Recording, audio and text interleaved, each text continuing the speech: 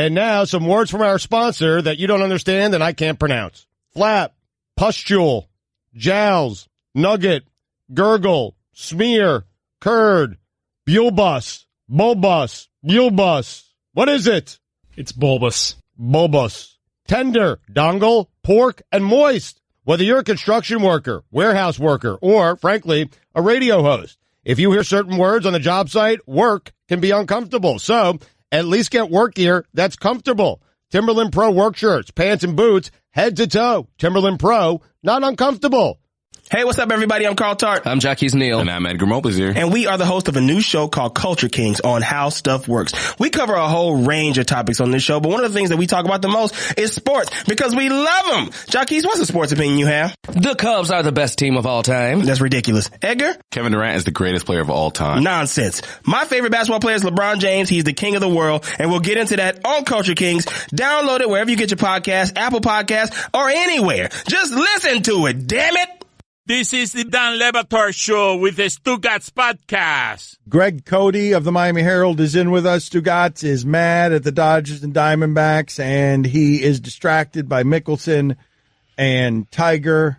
We need to get to the best first 5 minutes in a movie. It's important. We need to end this discussion once and for all. But first, is Jay Wright the best?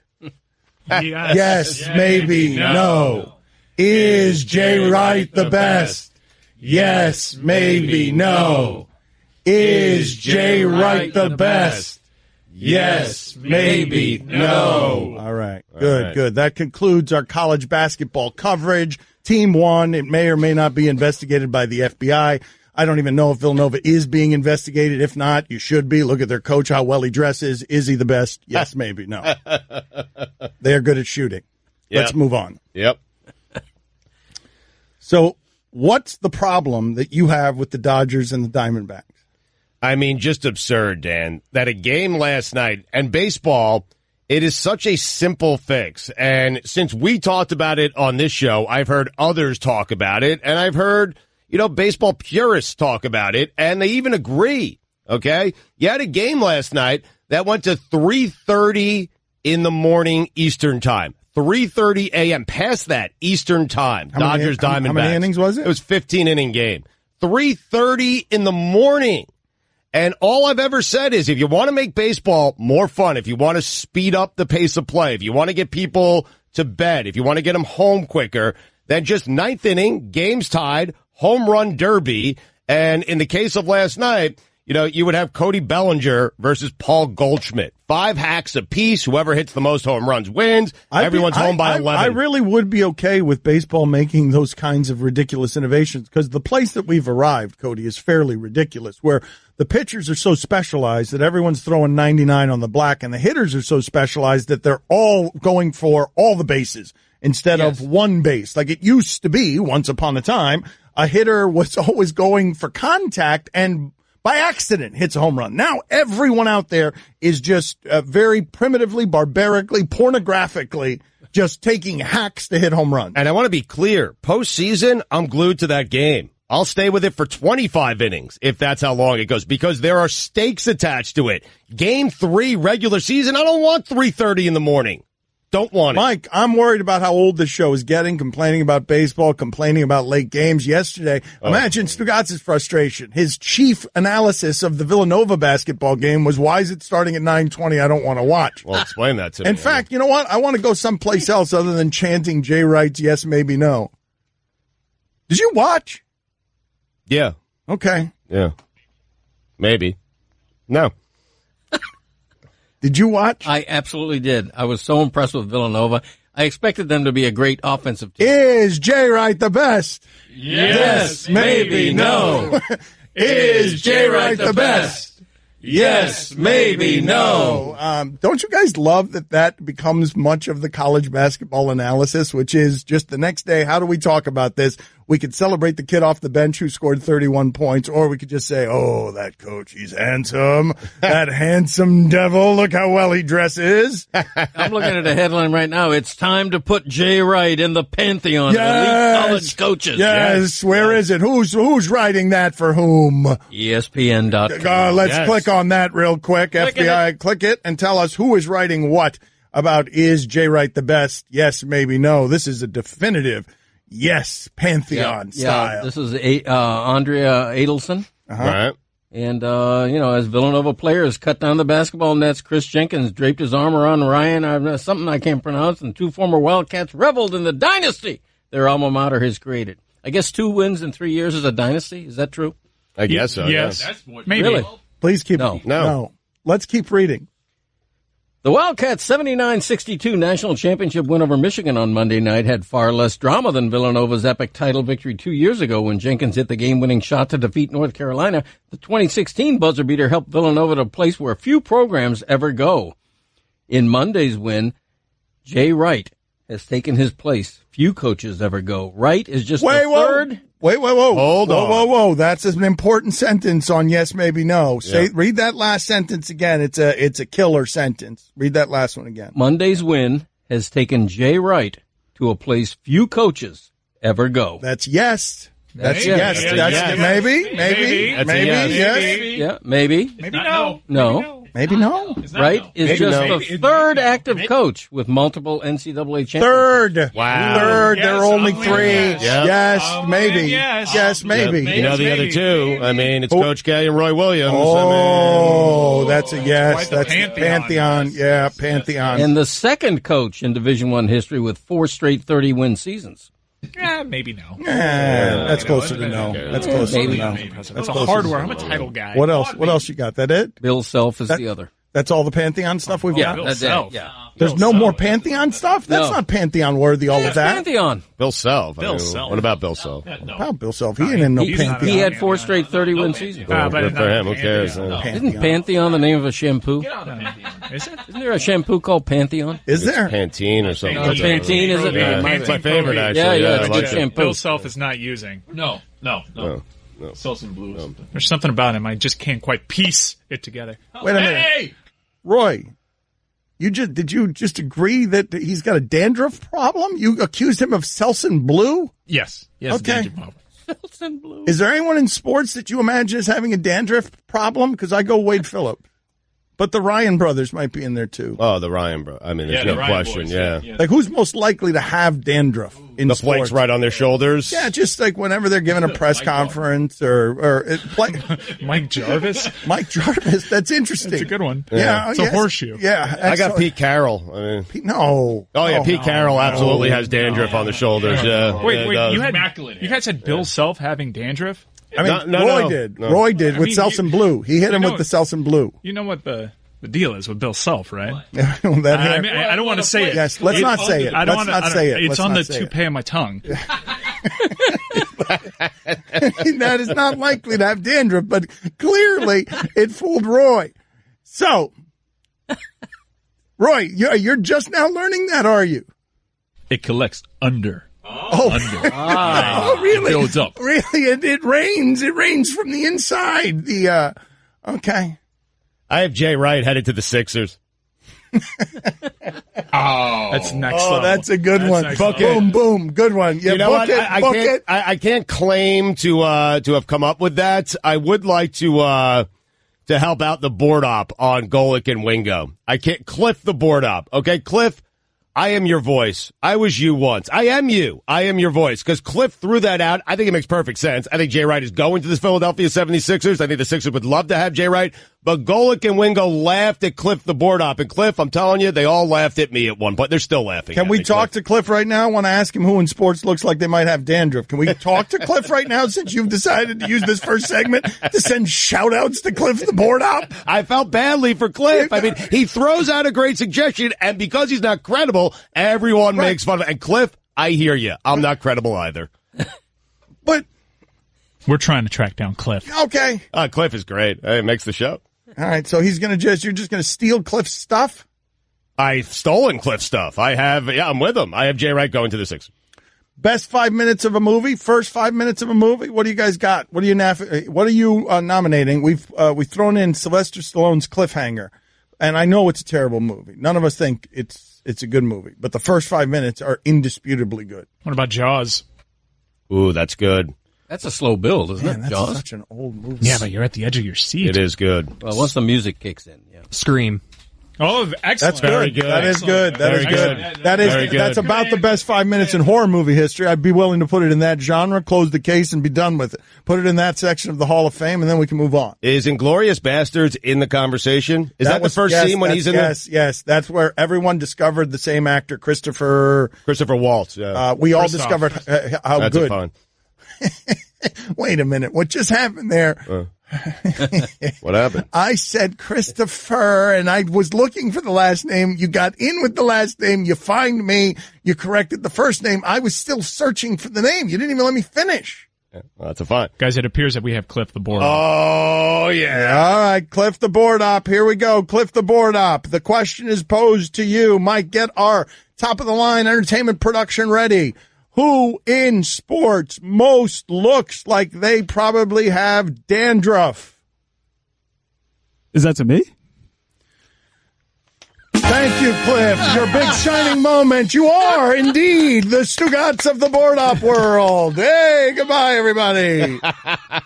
Recognize one when I see it. Hi, everyone. Stugotz here. Support for the Dan Le Batard Show podcast comes from our friends at Rocket Mortgage by Quicken Loans. Chances are you are confident when it comes to your work, your hobbies, and your life. Rocket Mortgage gives you the same level of confidence when it comes to buying a home or refinancing your existing home loan. Rocket Mortgage is simple, allowing you to fully understand all the details and be confident you are getting the right mortgage for you. To get started, go to rocketmortgage.com/Stugotz. That's rocketmortgage.com/Stugotz, STUGOTZ. Equal housing lender, licensed in all 50 states, NMLS consumeraccess.org number 3030. Dan Le Batard. How much money does Sister Jean actually get? None. Stugotz. How do you know that? Because I do. Well, you don't know that. Right.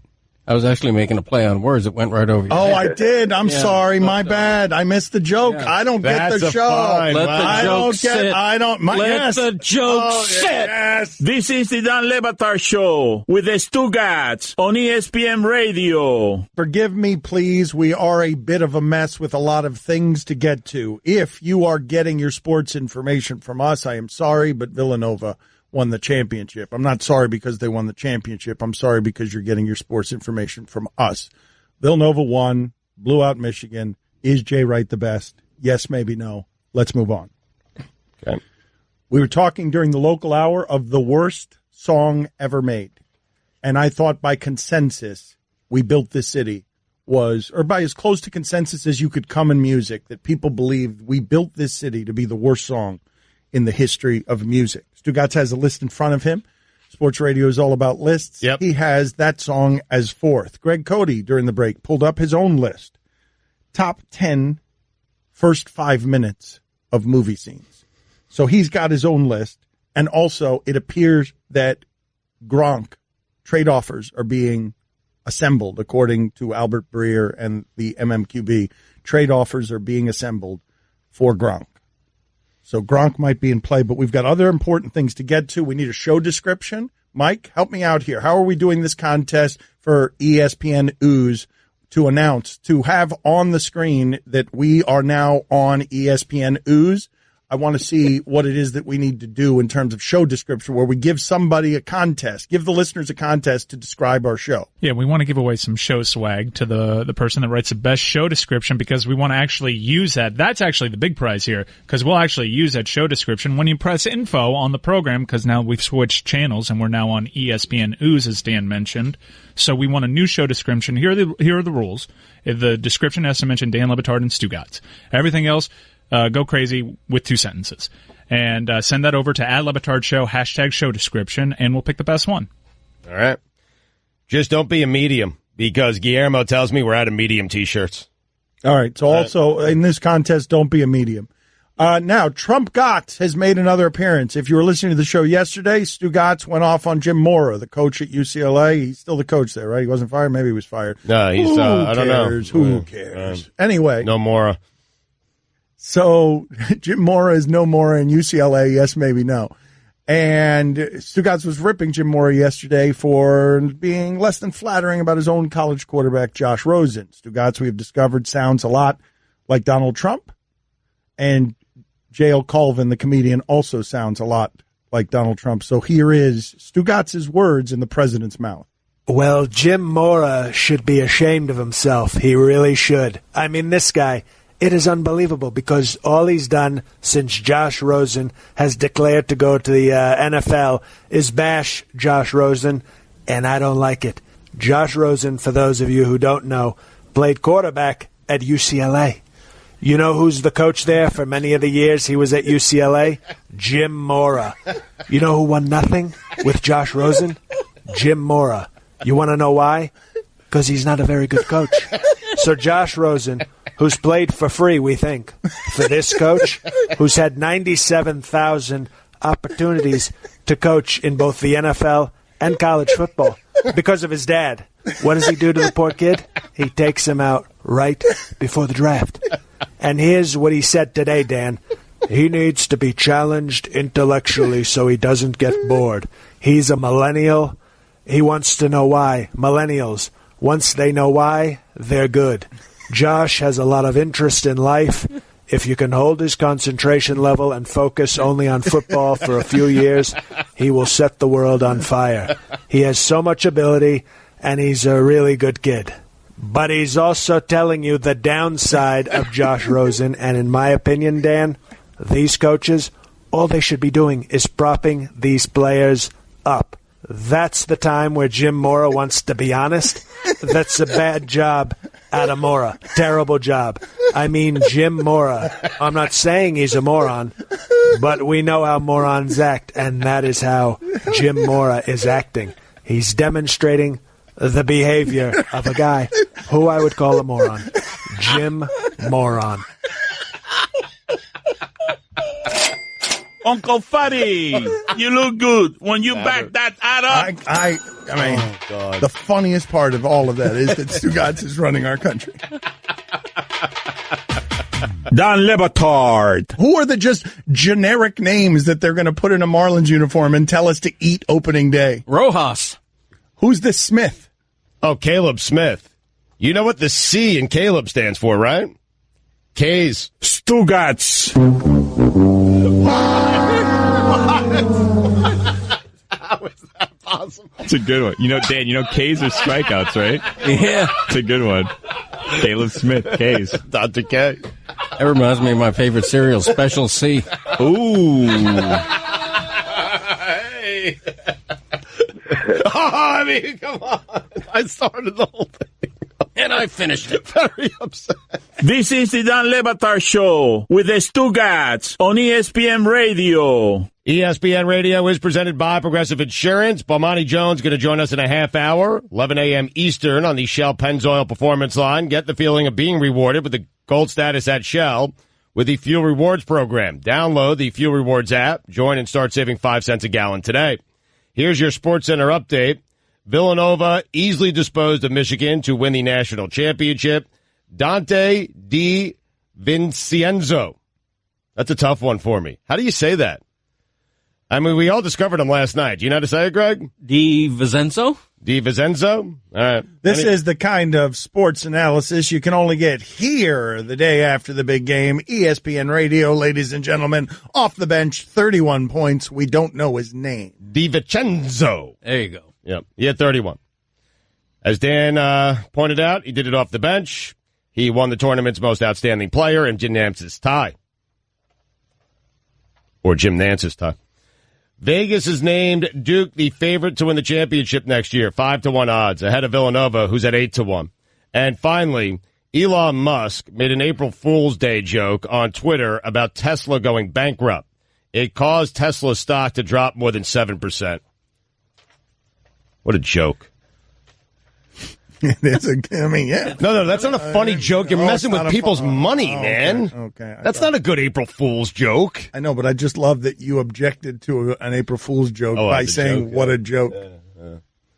It is a joke, though, is it not? I mean, you don't do that. People invest in your company in large part because they believe in you. And what do you do as an April? Because you're worth billions of dollars and can absorb a $2.35 billion loss in a month. What do? You mess with other people's money. People who believe in you, who invested in you and your company with a little April Fool's joke. All of a sudden, that's 7%. That's not good. This guy Musk, man, go away. Go to Mars. Build a rocket. Fly yourself to Mars. Anyway. For all the latest headlines and information, and stay there. For all the latest headlines and information, tune in the Sports Center on ESPN Radio all throughout the day. I have a feeling Musk is going to come after me at some point. I do. How much Tesla stock do you own? Would he succeed if he came after you? Because you're always saying that he fails at anything he tries to accomplish. So even if he came after you, wouldn't he just talk about doing it and then never get there? Yeah, that's exactly what he would do. That's what he does with everything. Talk, no production. I mean, Tesla's going under. I'm telling you right now, Tesla is going to go under. All right. Well, we don't. Have you read these stories? I mean, their stock is going down, yes. Well, I mean, how about stop making jokes about it? How does that sound? All right. Yeah, you've mentioned that. So Greg Cote of the Miami Herald is in with us today, as he is every Tuesday. I hope that somebody back there would be kind enough to just find us any new Gronk news, because we would love to sprinkle Gronk anywhere on this show that he wishes to be. Mike, if someone can also please collect for us show descriptions, because I'd like to read some of those to the audience, some of the better ones. But in the interim, Greg Cote, give us, according to your top 10 list looked at on the internet, stolen from some obscure website, the 10th best opening scene in movie history. Jaws. Wow. Stugotz, can you give us the 10th best rock and roll song or music, song of all time? Any kind, the worst, excuse me. The the 10th worst song of all time, according to a website you stole from the internet. It's the definitive list here. She Hates Me, Puddle of Mud. Number 9, Greg Cote, 9th best opening to a movie ever. The Lion King. Go on. Yeah. Stugotz, the 9th worst song of all time is? If You Could Only See by Tonic. Oh, Mike likes that one. I love that song. Ouch. The 8th best opening movie scene of all time, according to Greg Cote's stolen internet list, is? Pulp Fiction. Danny California, Red Hot Chili Peppers. Whoa. I mean, just telling you. Definitive list here. 7, Greg. An oldie. Orson Welles' Black and White, Touch of Evil. 7, Stugotz. If You Love Somebody, Set Them Free by Sting. Totally overrated song. I mean, it could be overrated, but good. Bad? It's bad, yeah. Really? Yep. Yeah. 7th worst. I don't agree with that. Put that on the poll, Guillermo, at Le Batard Show. If You Love Someone, Set Them Free by Sting. Good song or bad song? I think we might get. I might think people might get really fired up about this one. It's the definitive list, though. I told you. I know you really mentioned that, but I am going to argue. When things are definitive, you can't really argue. I'm going to write a letter. Okay. Are you on number 6 or number 7? We're at number 6. Number 6, Cote. The Pixar animation film Up. Doesn't belong. Outside, Stained and Fred Durst. Mike likes that one too. Really? I do too. Yeah, it's really. Good. I like most of these songs. That's no! It's Mike. All of a sudden, Stugotz is just creating a playlist. 5, Cote. Scream. Yes, previously nominated. The 5 worst song of all time. It's In the Way That You Use It, Eric Clapton. Not his best work. Number 4, The Dark Knight. We Built This City, Starship. That's what I thought was number 1. It's such a good song. It's terrible. Number 3, Star Wars. Star Wars. I don't think Cliffhanger is going to be on this list, Stugotz. I don't think so. Well, but ours is a different list. It's where the first 5 movies is exceptional, and the next hour and 55 minutes are atrocious. Right. You're hooked. I'll watch the first 5 minutes 20 times before I'll watch the rest of that movie. Correct. For 3, I have Headstrong by Trapped. Number 2, Raiders of the Lost Ark. I'm seeing 2 as I'm experiencing 2 at the same time you guys are. Bob Seger, Like a Rock. Song. Roy's laughing. Mike, can you pull up Like a Rock for us right now real quick? To play it for the audience as the way to introduce Greg Cote's number 1 top opening scene in the history of the movie. We'll lay out for a second to allow this to breathe. I know, Mike. I know. It's a hard request. I don't know whether you can get that song or how quickly you can get that song. I didn't hate Like a Rock until it became a commercial for Chevy trucks. Then I began to really resent the song. Resent the song? That's right. Because Seeger sold out. What? Seeger sold out. Wow. He sold his credibility. Wait a minute. Sold out to the man. Wait a minute. You liked the song until you heard it in a commercial, then it was benign. I didn't like it or dislike it, but once I heard it in a commercial, it was bad. Well, it's funny because the video that is attached to this is the commercial. There you go. Him in the commercial. Let's hear this here. All right. Yes. Yes. Go get it. Yes. Yes. So good. He's going to get it. This song was good until Buick used it, then Cody resented them. It was Chevy. That's a fun, yeah. Buick doesn't even make trucks, do they? I don't know. So, the number 1 opening scene in the history of the movies, according to Greg Cote's stolen internet list, is 2001, A Space Odyssey. Wow. And the worst song ever made, worse than even this one, in the history of musical notes being strung together, according to Stugotz's list stolen from the internet, is Higher by Creed. Winning at sports and at sports broadcasting means changing things up. Just like La Quinta Inns and Suites is changing up their look. A renovated lobby that's so contemporary it even makes Golick look cool. Yes, it does. And a totally updated fitness center that even has Wingo feeling like a workout. I'm ripped. Plus plenty of comfortable spaces to hang out. Yep, this La Quinta look definitely has a vibe of victory. So you can just relax, refresh, and get ready for your next big meeting. Prepare to win at business with La Quinta Inns and Suites. Book now at LQ.com. Don Le Batard. Greg, are you going to say anything? Or are you just going to sit there checking the internet? When I have something to say, I say it. What I was thinking of as you said that was that I think Black History Month is also split into 2 half months, which is terrible. That's not true. It's the first half and the second half of February. There you go. Right. Stugotz. No, it's February into March, isn't it? No, it's February. No, it's Hang on. Good contribution, though, when you decided to talk. That was good. Black History Chris, Month. Yeah, you're... Greg. I'm like a dog with a bone on this. I'm wrong. Okay. This is the Don Le Batard Show with the Stugotz on ESPN Radio. Go YouTube or Google or Google. Go ahead and find this video on either YouTube or Google, wherever it is these things are found. There's slow walks, there are nipple rings, there's hair, there's leather pants, there's ill-fitting tank tops. There is not T.I. saving you from an overdose on a balcony. But I like it.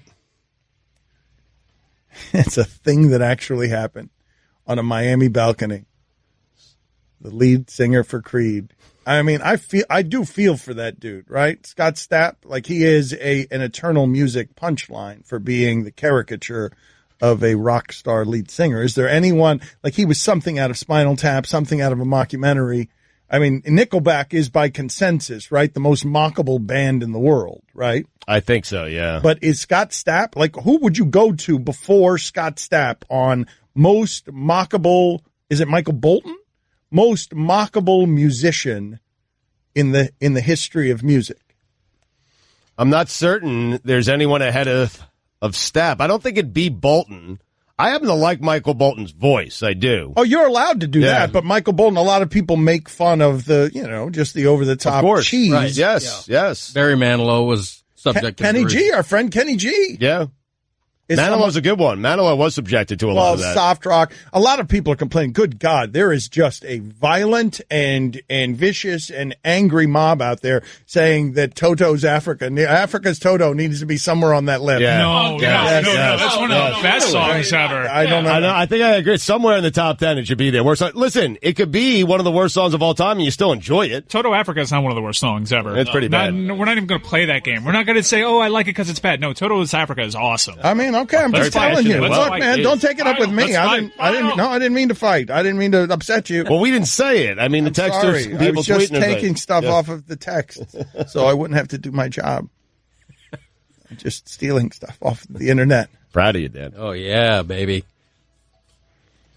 Cheesy. I've got a bit of a problem here. There's another story I want to get to, which is Mike during the break just had a haunting look on his face. He really looked like the blood had dried from his face. And it's because he was thinking about the 3 days that Jeremy Roenick, in a rage, trampled all over the earth. And I imagine ice skates to try and get Mike Ryan fired. And I think that a 30-second story, I would like to go and talk about WrestleMania for a second, but which do you prefer, Stugotz? This Jeremy Roenick tried to get unhinged Jeremy Roenick, who once broke his jaw in a hockey game. The doctor said, this is the amount of time that you have to have the wires in. He went back to the doctor and said, take him out. The doctor said, no, he took them himself out with pliers. Right. This is the person that was chasing Mike Ryan around the earth trying to get him fired. You're giving me a choice here. Or... Oh, you guys don't know the word.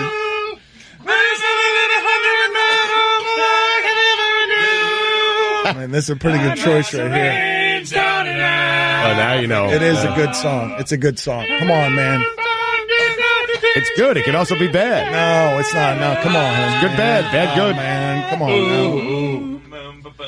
Now. The other topic up for discussion is also Greg Cote. He wants to brag a little bit about how he knew what was going to happen in that tournament.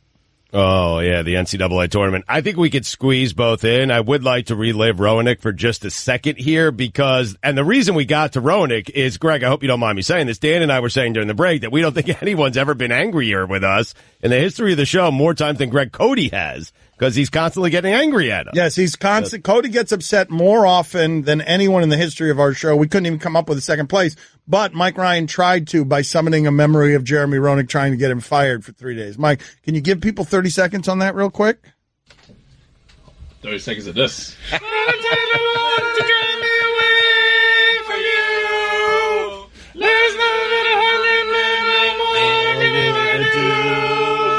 I bless the rains down in Africa.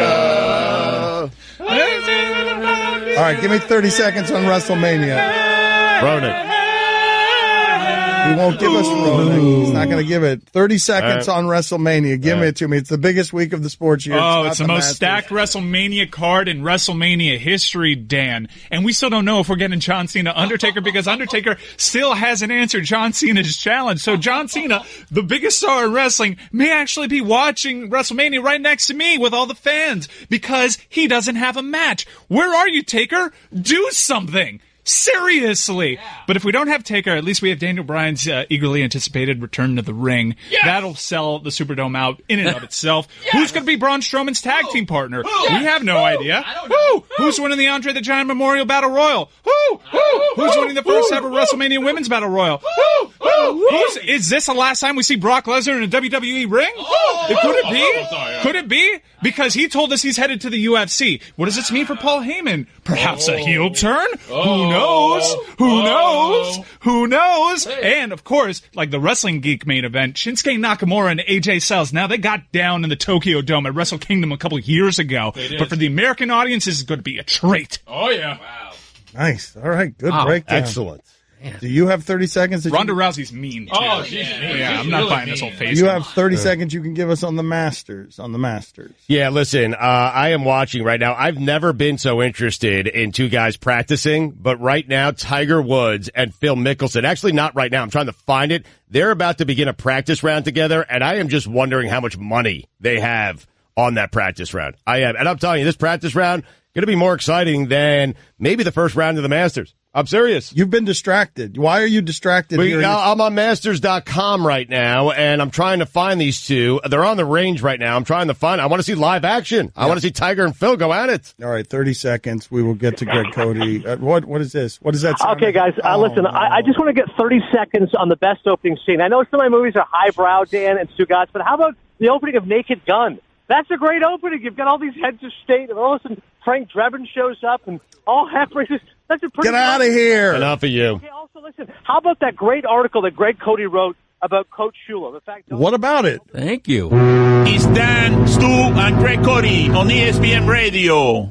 It's March, and that means one thing. Basketball, basketball, basketball. Did you know that college players who wear a number 1 jersey dunk the most? Or that juniors block the most shots per minute? Or that teams with cat mascots have caused the most upsets? The NCAA is using Google Cloud to turn more than 60 years of data into insights and answers. Now, you and your business can do the same. Know what your data knows. See how at g.co/March Madness. Google Cloud, the official cloud of the NCAA. And now some words from our sponsor that you don't understand and I can't pronounce. Flap, pustule, jowls, nugget, gurgle, smear, curd, bulbous, bulbous, bulbous. What is it? It's bulbous. Bulbous. Tender, dongle, pork, and moist. Whether you're a construction worker, warehouse worker, or, frankly, a radio host, if you hear certain words on the job site, work can be uncomfortable. So, at least get work gear that's comfortable. Timberland Pro work shirts, pants, and boots, head to toe. Timberland Pro, not uncomfortable. Winning at sports and at sports broadcasting means changing things up. Just like La Quinta Inns and Suites is changing up their look. A renovated lobby that's so contemporary it even makes Golick look cool. Yes, it does. And a totally updated fitness center that even has Wingo feeling like a workout. I'm ripped. Plus plenty of comfortable spaces to hang out. Yep, this La Quinta look definitely has a vibe of victory. So you can just relax, refresh, and get ready for your next big meeting. Prepare to win at business with La Quinta Inns and Suites. Book now at LQ.com. Don Le Batard. Dan's ridiculous. Idiot. I know it was a terrible Barkley impersonation. Never heard it before. It was just a Suey nominee. Stugotz. Really bad. You guys want to try all your Barkleys? Oh, that's a terrible idea. That's pretty good. That's better. Anyone else want to get in on the bidding? Ernie, Dan Le Batard is an idiot. It's terrible. Yeah, pretty good. I don't want to go after that. Yeah, Kitty. Let me tell you something, Kitty. That Dan Le Batard is an idiot. Thank you, Roy. You're welcome, Dan. Tell your fat daddy I hate him. Oh! Fat Chris making an appearance. Fat Chris once again a surprise. This is the Dan Le Batard Show with the Stugotz on ESPN Radio. The Guns N' Roses thing was fascinating, man. What a meteor across the sky that was. And then I pick up the New York tabloid and I see that Axl Rose is fighting Tommy Hilfiger at a party. I'm like, okay. It's all over. Next thing you know, Axl Rose is being wheeled out in Las Vegas. Looks like an NK sausage.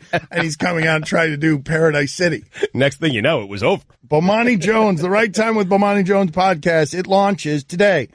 New episodes are going to be every Tuesday and Thursday. Listen on the ESPN app or Apple Podcast. Bomani Jones with us now on ESPN Radio. What do you have for us on Guns N' Roses?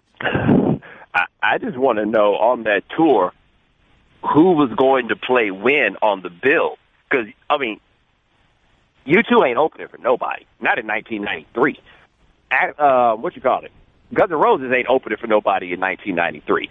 So who was going to wind up being the group to close it out? Because, Axl fight somebody over that. But reportedly, though, Axl agreed. I mean, not that agreement would mean anything, but he agreed to allow them to headline. Yeah, that sounds great in theory. I don't see that actually happening in application. I did not know, though, that Axel's still out here fighting people at parties.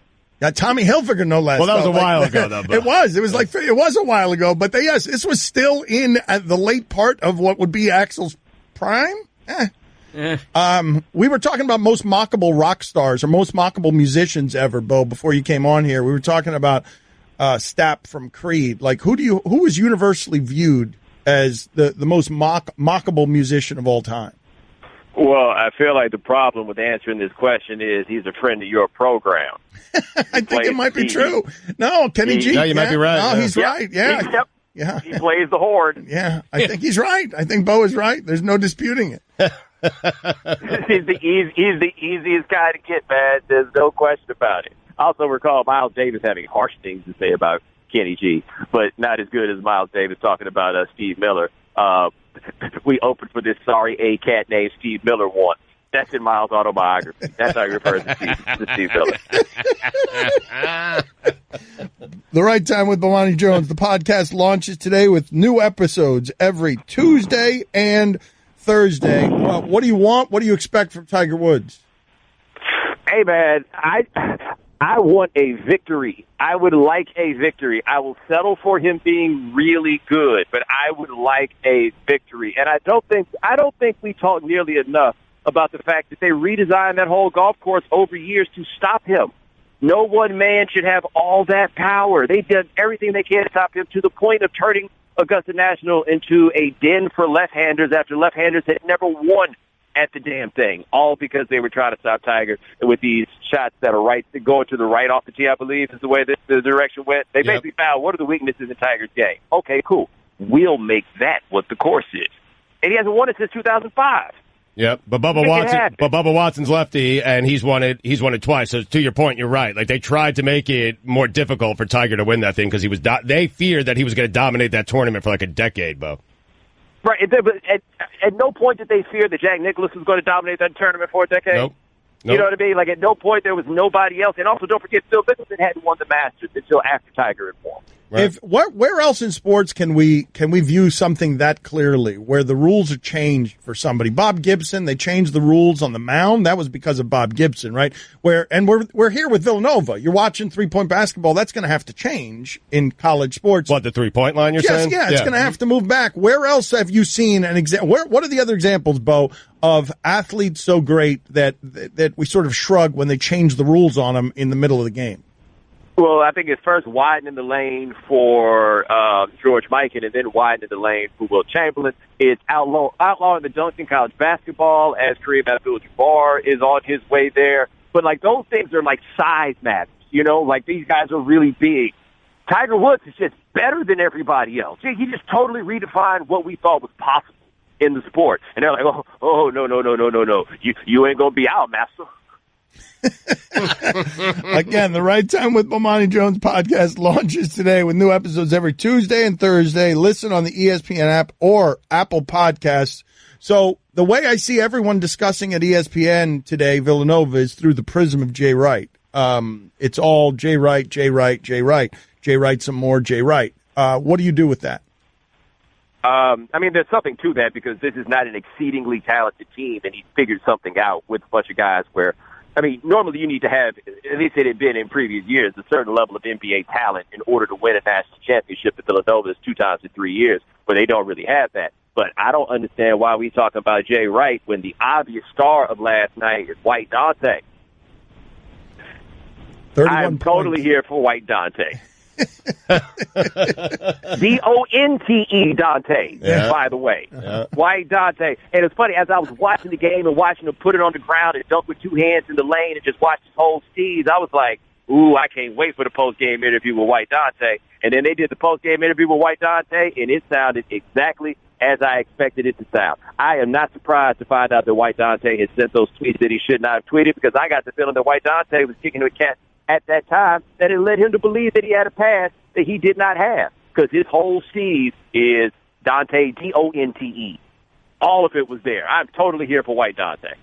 If you don't know what Bomani's talking about there, the star of last night's game, we're already searching through his high school Twitter account, and there is some objectionable stuff in there. And so a lot of objectionable stuff. But it ain't like the end of the world stuff. Like, the only one I saw was the one falling on these N-words like D Rose, which I'm assuming was somebody's rap lyric or something like that. And I'm like, dude, he was 14 years old. Like, I'm just not. I just find it to be so problematic that people go through the Twitter Wayback Machine, and they're only doing it to try to catch somebody up. So that's the only reason. Now, what I think is interesting, how did they find that particular tweet? Because I feel like somebody was like, yo, he strikes me as the sort of dude that raps along with the N-word. Let's find out if he did. And then they got it, and now we're going to do hammer him for what he did when he was 14 years old. Come on, man, that's crazy. Well, you tell us, Bo, does he get a pass because he was 14 years old? I would like to get a pass for what I did when I was 14 years old. Right. Like what you did when you were 14 years old tells me nothing about where you stand right now at this moment. And again, if you heard White Dante talk after the game, yeah, not terribly surprised there. I want to know so much more about White Dante, and I'm not going to let the stupid stuff he said when he was 14 get in the way. Like, I have all kinds of questions about his girlfriend, if he has a girlfriend. I'd like to know about her. What kind of women does he like? I'd love to know. So these answers to these questions, you're not going to get them here. You're going to get them at the Right Time with Bomani Jones podcast. It launches today with new episodes every Tuesday. Sounds like Dante with an E. Oh, it sounds like Bomani's got White Dante in his. Yes. Yeah. Okay. We did. Yeah. All right. We did lots on White Dante. That's my national championship game in Dallas right there. White Dante. Thank you, Bo, and good luck with the newest adventure. I'm sure it will be spectacular. The Right Time with Bomani Jones on the ESPN app and Apple Podcasts. Every deck is made for standing on, but there's only one that's always had a way of standing out. So if you're looking to bring more style, comfort, and creativity to your life outdoors, call on the brand that's known for making the most in outdoor living. From decking, railing, and lighting to furniture, fencing, and framing, at Trex, we're engineering what's next in outdoor living.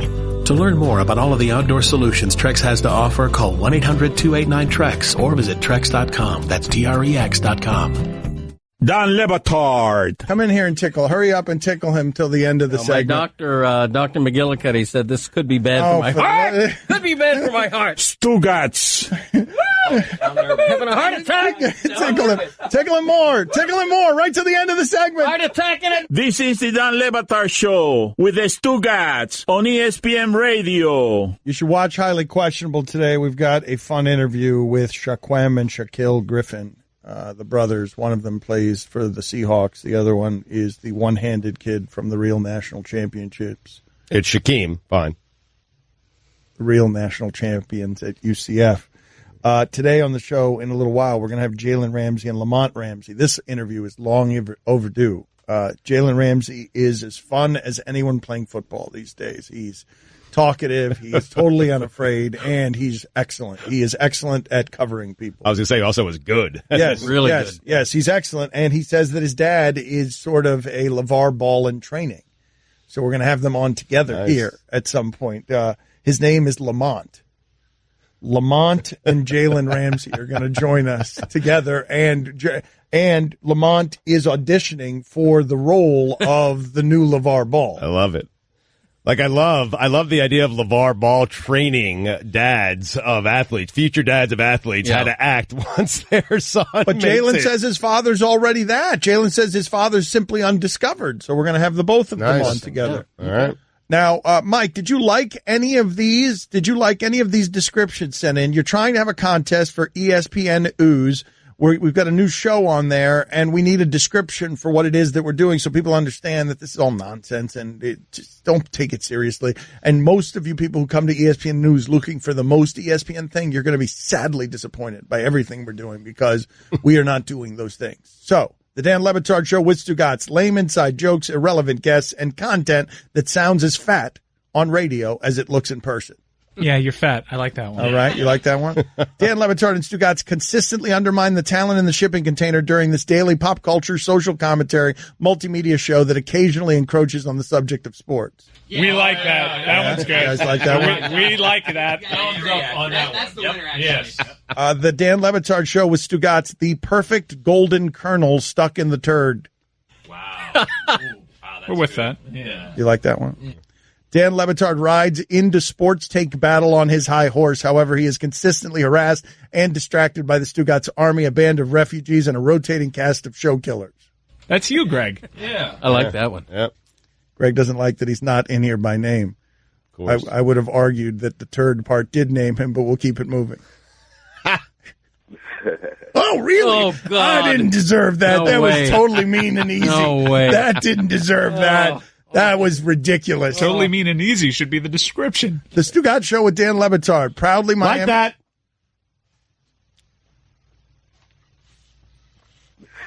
Yeah. The Stugotz Show with Dan Le Batard. Proudly Miami and proudly weird. Not your conventional sports radio show. If you're looking for that, I'm sure Golic and Wingo were on repeat somewhere. How did this get in front of me? It's a little wordy. I mean, what? You can't take out Golic and Wingo on our side swipe. Just stop it after Levitard. Dan Levitard and Stugotz host the daily sports radio show that weaves through pop culture, mediocre comedy, hot takes at the brink of pure madness and chaos, all while throwing out the occasional sports fact. Doesn't mention how fat you are. No. The Dan Levitard Show with Stugotz naked pooping all over the sports world. Don't mention the shipping container, though. Dan Levitard and Stugotz talk about everything and anything but sports, sometimes vampires. That's good. I like this one. Dan Levitard and Stugotz conduct a marching band nowhere while stealing money from Disney. That's good. Just stealing it. Yeah, like, honestly, we should be convicted. Yeah. Honestly. I'm with that one or vampires. Are you looking at what I'm doing right now? I outsourced all of the show descriptions. Didn't write a single one of them myself. Got the entire audience to ghostwrite it for us. Here's a T-shirt. Give me $7,000 million. We have outsourced a lot today, man. A couple of lists. I mean, you're right. This is easy, man. All right, Mike. So it's not good, but it's easy. What do we need to do? What do we need to do here, Mike, in order to get this contest off the ground? Because that description, whatever the description that wins, is going to be the actual description for the show on ESPN News, right? Yes. Polls will close at the end of the show. And I know a lot listen on podcasts, but I'm sorry. I need to get this in ASAP to ESPN Ooze. What do you guys make of what we were discussing here with Bomani Jones? If you're just joining us and you're getting your sports information here, Villanova won the championship last night by 17 points. Greg Cote finished in the top 10 in the Levitard bracket pool. He picked the exact score for Villanova last night, 79 points, because he's an expert, a college basketball expert. You got it. And the player who was the star of the game, DiVincenzo, all of us are having a problem with it. He scored 31 points, made a bunch of threes. Villanova has changed the way they play basketball there. They're playing the Golden State way. He made a bunch of threes, and now we're going through his old Twitter account in high school and finding the slurs. That was quick.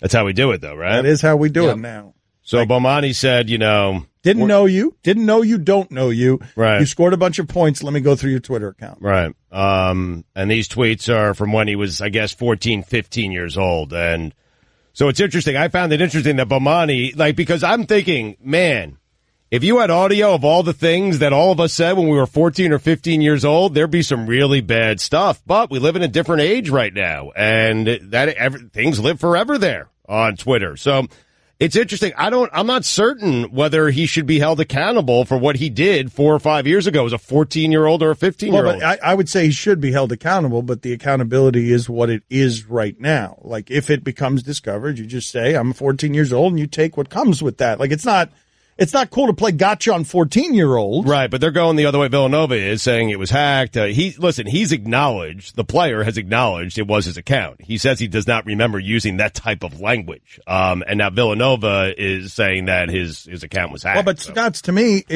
one of the things that becomes hard here is I never believe college athletes should be treated like the pros, but we keep encroaching on the youth so much and making so much importance of youth sports and everything else that we cover high schools like they're professionals sometimes.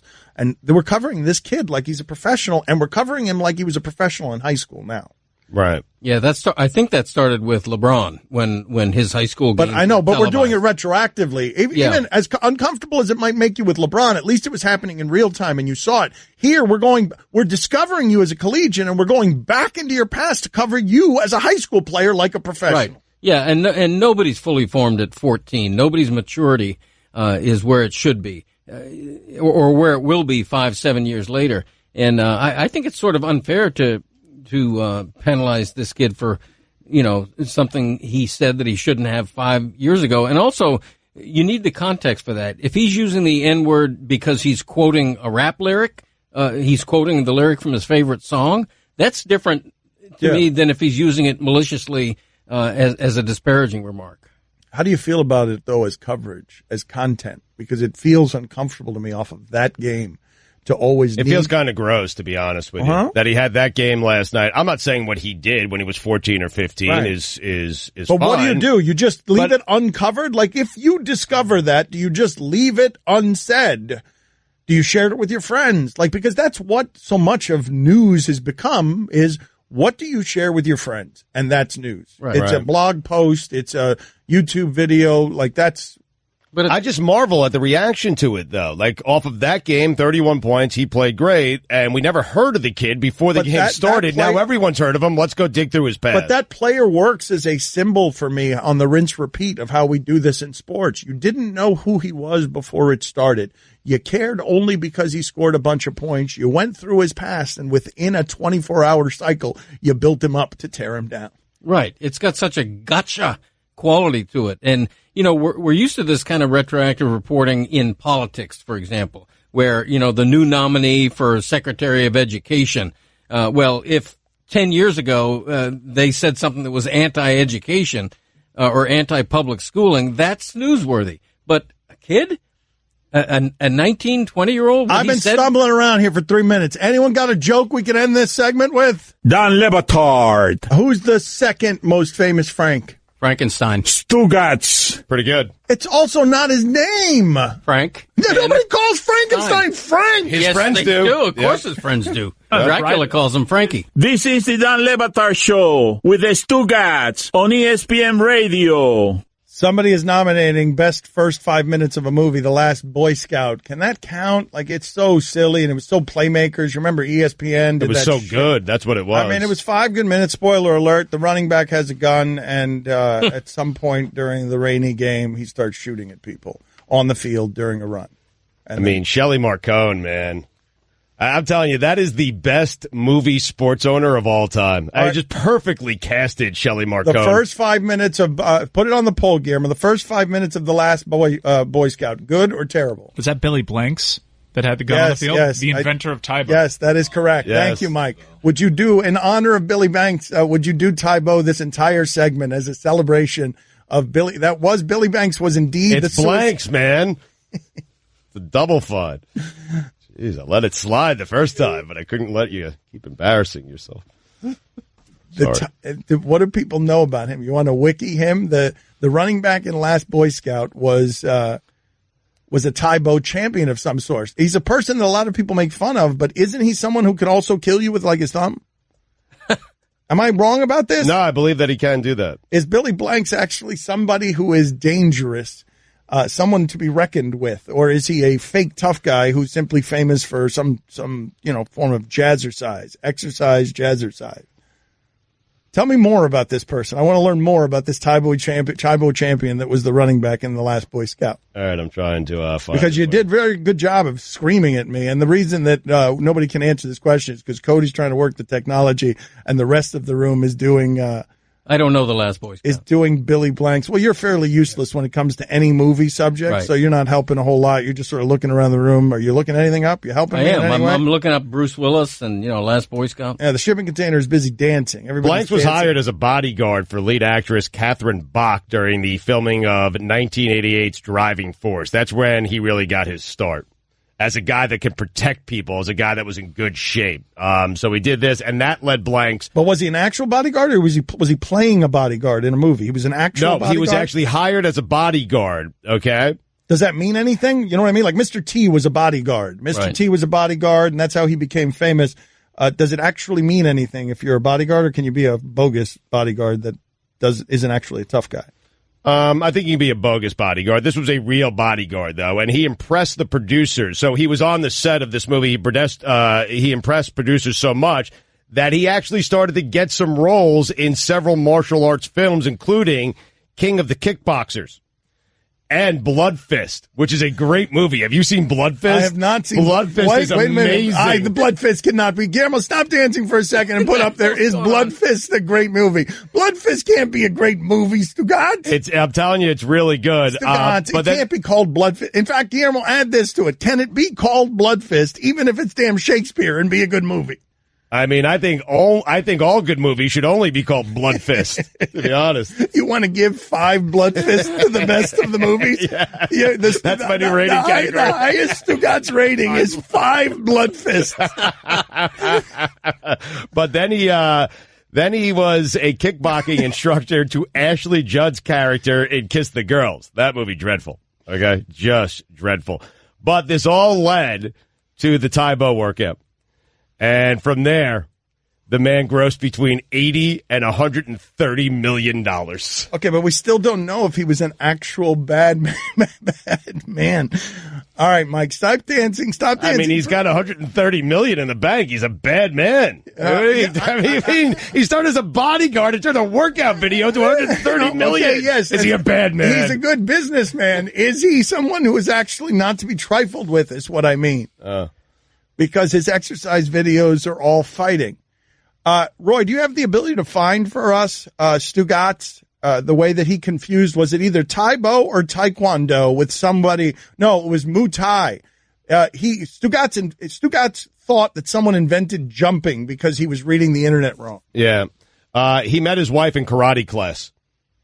He's qualified. Like, this is a bad man. I'm telling you. Like, he has been practicing the martial arts his entire life. Professional bodyguard. He'll kill you with a thumb. I know, but that Taibo thing is the whole thing is kind of silly and mockable, and it's like a jazzercise class. It's not really fighting. Does it involve kicking? Yeah, there's some kicking involved. It's fighting.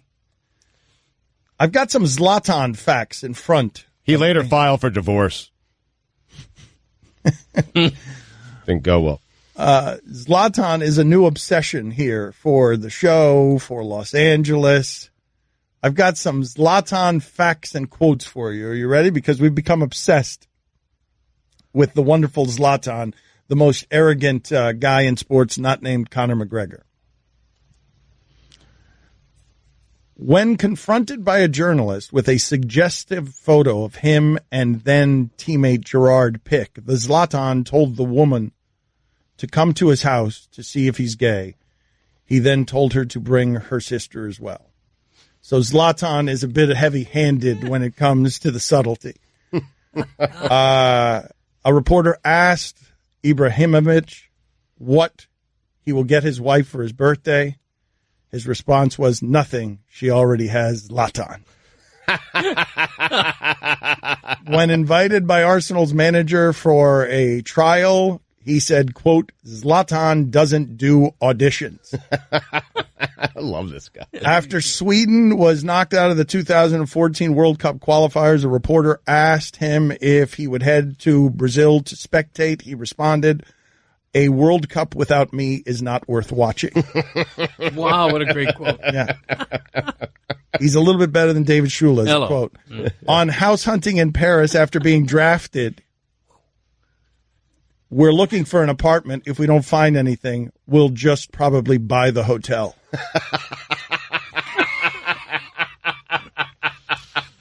I want to be him. A reporter asks why there are scratches on his face. His response was, you will have to ask your wife that one.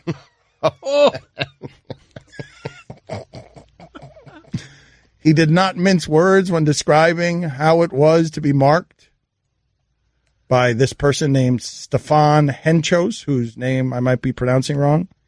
First, I went left, he did too. Then I went right, and he did too. Then I went left again, and he went to buy a hot dog.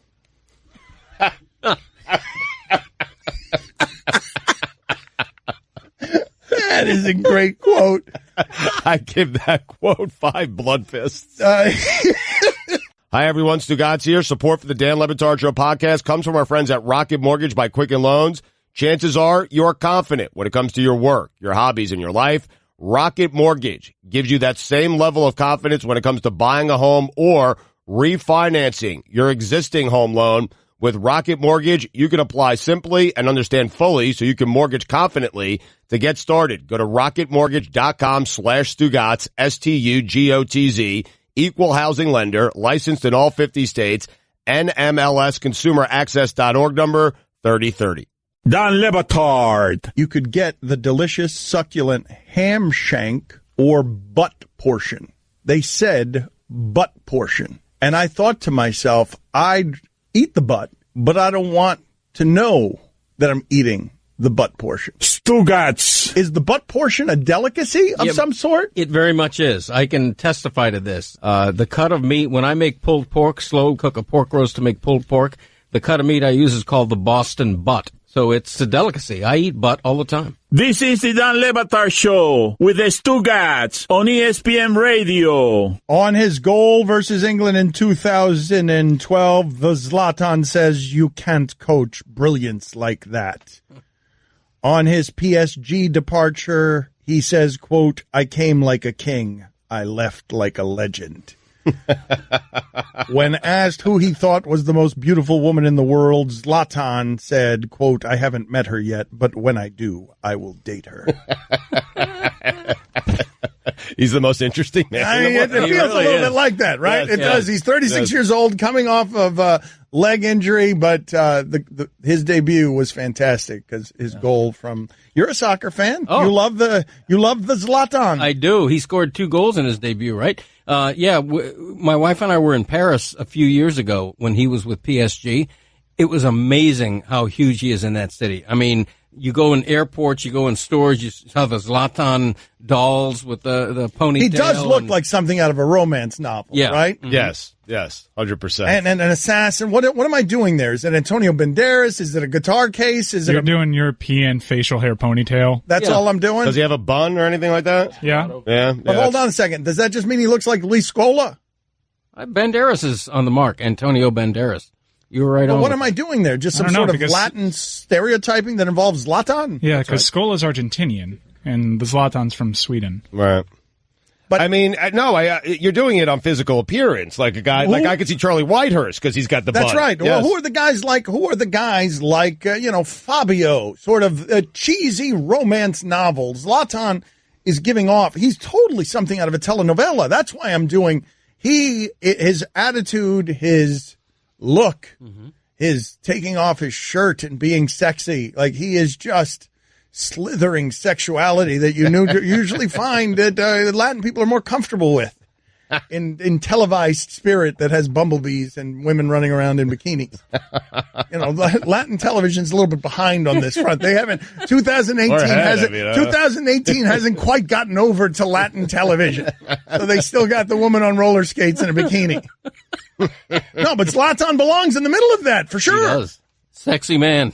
Are you looking for more examples of that in sports? I'm looking for guys in sports. Whitehurst is a great example. Guys in sports that you look at him and you're like, yeah, that guy needs to be laying on a bearskin rug. He looks like somebody who should be shirtless, and every woman in the world is going to want to be with him, and every man in the world is going to want to be him. Might be Gronk. Man. Could be Gronk. Gronk? Different kind of look, though. Man, Gronk's in pain, though.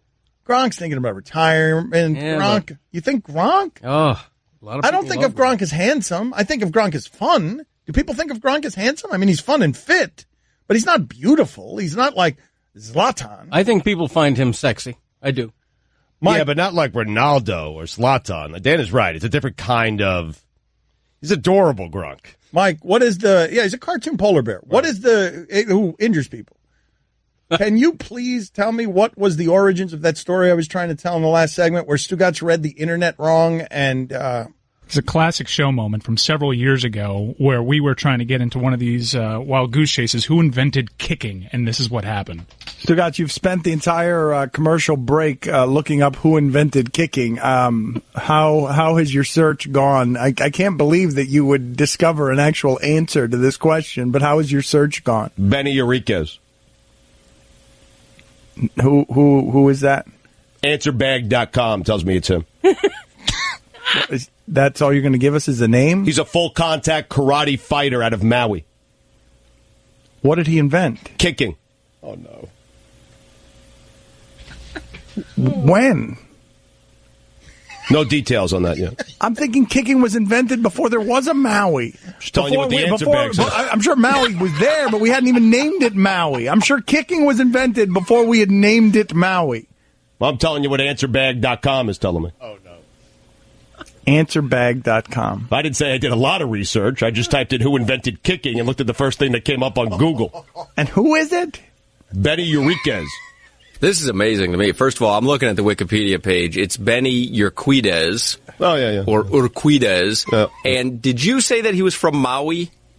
I think he hails from Maui, yeah. No. He fights Muay Thai. Oh. He's from California. Oh, God.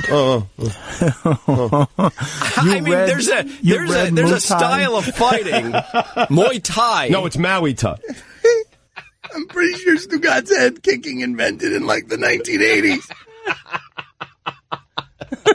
That happened. Benny Enriquez from California. Show really hasn't changed. Invented kicking. It has not changed much. We've got a new champion to crown here, Villanova. I guess one big thing, though. We've got Villanova is the champion of the world. They are the best at college basketball. They make threes better than everyone. Check all their Twitter accounts. See anything you can find. Gotcha, Villanova. Here is our champion in our tournament. Jackie McMullen looks like your mom's friend Carol. Yeah. Congratulations. Yes. Worthy champion.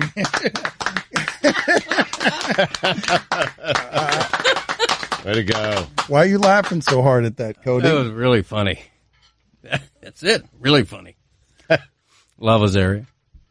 So that's the number one seed. Did you see Brockmeyer? Brockmeyer's been drunk and calling in. Did you see Brockmeyer do the Mets telecast on Sunday where he sat in with Tim Kirkchin? I did not. He mocked Easter. He made fun of Easter on a Sunday. Nice. Disney. So great. And he thundered in and trampled Carl Ravitch. Carl Ravitch was in the middle of a home run call, and Brockmeyer sort of jumped in and said, "That's going to stay in the yard, Ravi." And did it? Yeah, he was right. Brockmeyer was right. Yeah, he cut him off. But, Greg, would you be more inclined to watch a Cardinals-Mets game like that you don't care about if Brockmeyer's calling the game? I'd be more inclined to watch games I don't care about if he's calling them. As Brockmeyer, I would watch every game. It's Dan, Stu, and Greg Cote on ESPN Radio.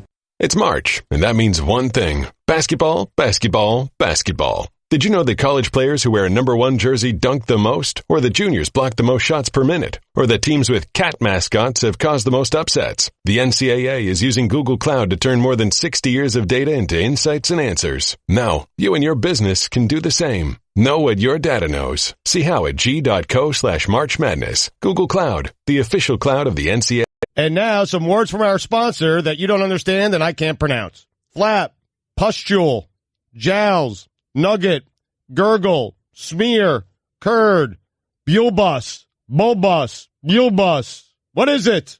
It's bulbous. Bulbous. Tender, dongle, pork, and moist. Whether you're a construction worker, warehouse worker, or, frankly, a radio host, if you hear certain words on the job site, work can be uncomfortable. So, at least get work gear that's comfortable. Timberland Pro work shirts, pants, and boots, head to toe. Timberland Pro, not uncomfortable. March means one thing. Basketball, basketball, basketball. Did you know that college players born in North Dakota are historically the most accurate three-point shooters? The NCAA is using Google Cloud to turn data into insights, and so can your business. See how at g.co/March Madness. Google Cloud, the official cloud of the NCAA. Dan Le Batard. Stugotz is a liar.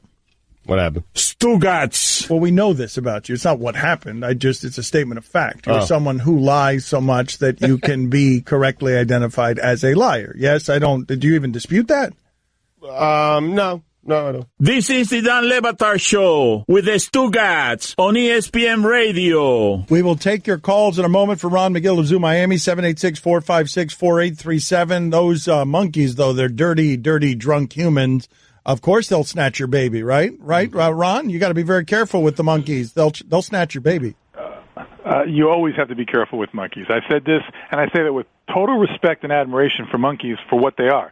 But if people want to look at them as pets and they think, oh, they're so cute, I want to pet it, I want to feed it, you're looking at a dirty little person that bites, okay? And that's what people have to keep in mind. It's one of the biggest problems that we have with people and wild animals. They just think everything can be a pet, everything can be anthropomorphized and made into this, loving little thing that's going to love you just like you love it, and it's just a huge mistake. Well, this is the thing that we've had around here for years, because every once in a while we think he's trained, and next thing you know, he's going after J.J. Watt and Kevin Durant and biting them.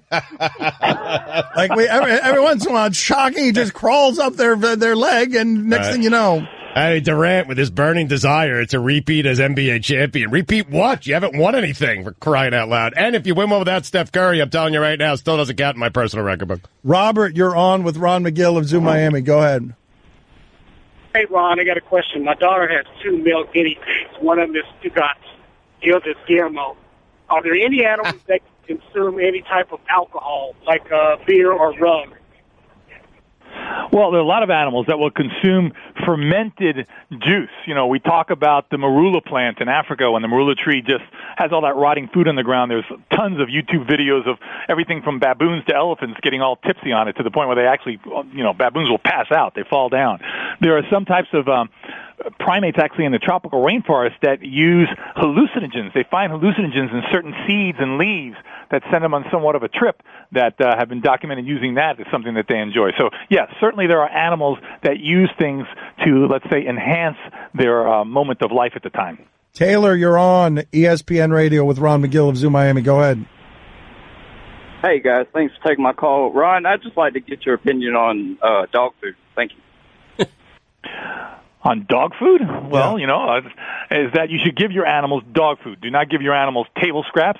If you're going to pick a dog food that has less cornmeal and less, non-natural stuff. I would go with the natural food, but understand that if you see something like a vegetable or corn, it doesn't mean it's bad for a dog. Dogs are not strict carnivores. The dogs can be somewhat omnivorous in the way they feed, as far as the domestic dog goes. So keep that in mind, but try to keep it healthy food, but give it dog food. Do not give it people food.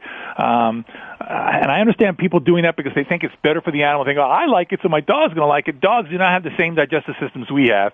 And plus, once you get them spoiled on things, they're not going to eat the things that are really good for them. If you gave a kid cotton candy, it would love cotton candy, okay? And it's going to want cotton candy when it has a choice anytime, and it could fill up on cotton candy. But if it eats all cotton candy and doesn't get the stuff it's going to eat, it's going to get sick and it's going to die. I mean, that's very aggressive. Well, I'm just being honest. I'm just saying, the whole thing is very aggressive. So you're coming kill the kid. I mean, you kill the kid. Threatening, you kill the kid. I'm just trying to get out of the mentality, Dan. You kill the kid. It takes. I didn't want to kill the kid. You're right. I apologize. You took it a little too far. I mean, serious. I did. I apologize. I get a little caught up. You sound like an animal coop. But way extreme. Will you listen to me for a second? The point I'm trying to make is that anything in extremes is bad. Okay. Right. Just don't think just because an animal likes it, it's good for him. Do you say that about your children? He likes it. It's good for him. Let him do it. No. Ken, you're on with this zealot, this kook, Ron McGill of Zoo Miami. Go ahead, Ken. Ron, I read that my cat cleans himself so he doesn't give off a scent to predators. But why do other animals clean themselves? Why do birds frolic in puddles and monkeys pick bugs off other monkeys? Thank you. Well, most of it is hygiene. Birds, as far as being able to do that, is keeping their feathers in good condition because flight is an integral part of their life. It's part of their survival. And by preening their feathers, keeping their feathers clean, keeping the oils distributed through the feathers properly so that keeps them waterproof, or water resistant, I should say, protects them against hypothermia. So that is a maintenance issue. That is just a health issue for birds. Same thing with primates. You don't want to have fleas or different types of parasites on you. So that grooming not only serves the purpose of keeping themselves clean, keeping themselves free of parasites, but it's also a very important bonding process for primates. It's part of the social structure. It's done by, depending on the hierarchy of the animal within the troop, that's who gets groomed more often. That's how you present yourself to other animals. So there's a lot of social interaction that's involved with that also. Ron, in my neighborhood in South Florida, we see a lot of common Muscovy ducks. Lately, I've noticed flocks of what I'm almost positive are Egyptian geese. Is that possible that Egyptian geese would be in South Florida? Not only possible, but definitely already established. There are Egyptian geese all over the place. You'll know them more than anything because they're one of the loudest flipping geese in the world. They pair bond. They usually pair up together. We have them here flying over at the zoo all the time. We have them coming in and freeloading. They come into our wading bird exhibit here at Florida Everglades, and they start freeloading all the free food that we have. Who's the biggest freeloader? Who's the biggest nuisance at the zoo where you're like, that freeloader, that species is always around here trying to steal our stuff? Ibis are probably the biggest freeloaders. That's right. It's a Miami thing. You wouldn't understand. That Egyptian goose, though, I mean, Ron, because, Greg, I have them all over the golf course I play on. Ron, they are loud. You are right, but they are beautiful, They're a good-looking bird, man. You know what? That's what they used to say about peacocks, too. Oh, they're beautiful, but they are loud. Loud. Okay. And they're not going to kill you, Dan. Stop it. But they will mess up your car. They'll look at things like they'll see the reflection in a dark painted car, and they think it's another bird, and they start pecking it, putting all little dings in there. They tend to roost over your car, too. And when they poop in the car, peacock's a bimbo. The peacock's an idiot, right? The peacock's an idiot. Bird brain. You're baiting me again, Dan. No, but it's true though, right? Okay. No, come on. They're not the most intelligent. All right, give me the animals in three world. dumbest birds. Start with the bronze medalist. The three dumbest birds. Is one of them the owl? The three dumbest birds. The owls are one of the least intelligent of the birds. Yes. Basically, you need to look at birds with huge eyes. Things like nightjars, nighthawks. Is the peacock owls. a medalist on the idiots of the bird kingdom? No, it's not. No, it's not. Well, how about Chris Anderson? My God, the show is just going downhill fast. Dan, you're on with Ron McGill of Zoo Miami. Go ahead. Go ahead. You did kill a kid. You ruined it. I did. You know what? I'm sorry. I apologize. I took that too far. I didn't mean to. I thought I was talking about something else. I'm sorry. Talking about cotton candy. Next thing you know, the kid. No, I'm talking about that. If you let a kid do anything they want as a kid, that could be dangerous for the kid. Agreed. Dan, you're on with Thank this you. kook, Ron McGill. Go ahead, Dan. Hey, it's Sam. Anyway, yeah, Ron, so I called you last week. I have a lizard, and when I feed it and so on, and it has its beautiful home it lives in, it always gets me to thinking of how lucky the lizard is, and there's so many people in our country or in Africa and stuff like that don't have clean food, clean water, or shelter, and sometimes it gets hard for me to rationalize that I'm spending so much money on a pet. I'm wondering, as a zoo owner, how do you rationalize giving the animals such good shelter and food when there's so many people that suffer as well? Let me tell you something. It's a good question. But, how do I rationalize giving my kids such good food? Well, you try to be philanthropic. You try to help out in other areas where you can. And that's what we do at the zoo. We try to help out, and I understand it's not necessarily all kid-related, but we do help with some educational programs. We try to provide some scholarships for kids. How many homeless people do you think you're feeding with the lizard food? Take your moral conundrums elsewhere. Your pet lizard. Get out of here. Stuart, you're on with Ron McGill of Zoo Miami. Go ahead, Stuart. A weird turn. If there was an animal World show Cup, has just gone south. what country would win it? Go ahead, say it again, sir. I'm sorry, Stuart. Say it again. If there was an animal World Cup, which country the soccer would win World Cup. Which country? Which animal? Which country would win the animal World Cup? Not America. We wouldn't qualify. That's right. It would have to be Africa. I mean, that's not a country; it's a continent. But I would go with Kenya or Tanzania. Because it's just a tremendous variety of animals there that range of everything from elephants to giraffes to cheetahs to leopards to lions to meerkats to warthogs. I mean, fast. You got runners, you got bowlers, you got everything in there. All-star team. Yeah, absolutely. Can we look at this video with you? What do we have here? The play-by-play on the video. What do you have? Hold on a second. Let me put it up on the screen. I got a chameleon walking up a log here. It looks like it's definitely. No, that doesn't look like poop though. What is that? No, it's not. No, it's something falling out. It looks like it took a big.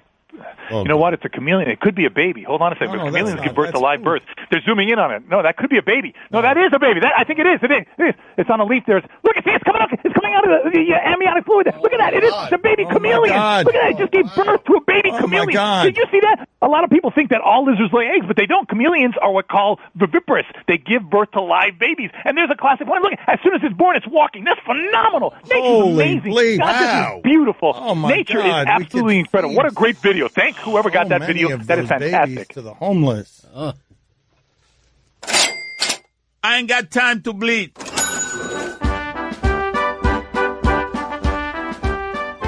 Blink, people. Imagine Stugotz creeping around your property. You know what? Creeping isn't the right word. He'd be bumbling. He'd be stumbling. And between the bumbling and the stumbling, he would have been caught already. You don't even need Blink, really, for Stugotz. But if they're better than Stugotz, Blink's going to help you out. I'd be the worst. I'd be like, hey, it's Stugotz. Hey, it's Stugotz. You guys got anything I can steal? March means one thing. Basketball, basketball, basketball. Did you know that college players born in North Dakota are historically the most accurate three-point shooters? The NCAA is using Google Cloud to turn data into insights, and so can your business. See how at g.co/March Madness. Google Cloud, the official cloud of the NCAA. Don Le Batard. Do you mind cleaning that up and tearing up papers and stuff when we're not on the air? Stugotz. I did it without really thinking. It was far from the mic. Didn't think it'd pick it up. As a kid, I used to make the sound of ripping paper. I used to delight my friends with that. Mm-hmm. No, so you can go like that. This is the Don Le Batard Show with the Stugotz on ESPN Radio. So Jalen Ramsey is going to join us, and he's going to join us with his father, Lamont. Jalen Ramsey's a talker. We'll see what we can get out of them. I don't know how to do this exactly. These things can be sloppy. So we're going to talk to Jalen Ramsey and his father, and we'll see what we can extract from, again, Jalen Ramsey might be the best cornerback in the league. Right. He's one of the best athletes I've ever seen out of Florida State, and like right there with Deion Sanders as an athlete. I was going to say, that's saying something. And he is a talker. Like, he does not mind telling you how good he is, and he says his father is even bolder. So nice. We have not talked to both of them together, but we will in about 10 minutes. Greg Cote of the Miami Herald is here. We will get into a back in my day that he's not confident about in a second. But first, my favorite color. I forgot to do it yesterday.